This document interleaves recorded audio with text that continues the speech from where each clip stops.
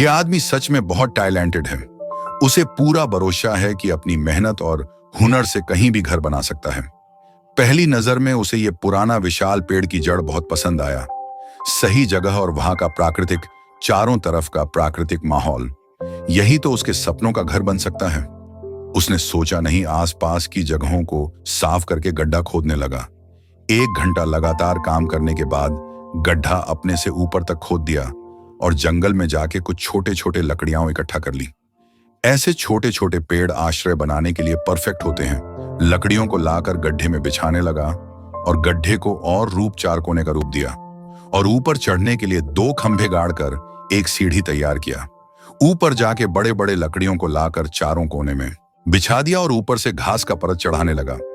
एक एक करके लकड़ियाओं को रखते गया और घास की परत चढ़ाने लगा।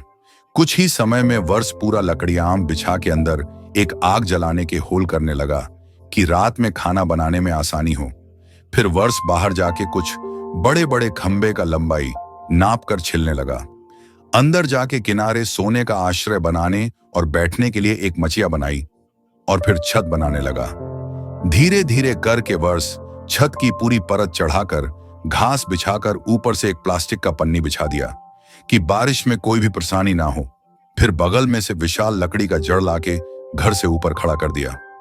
ऊपर से कुछ छोटे छोटे लकड़ियां बिछाकर बांधने लगा। काम इतना तेजी से आगे बढ़ा कि थोड़ी देर में पूरा आश्रय अपनी सुंदर आकृति में नजर आने लगा।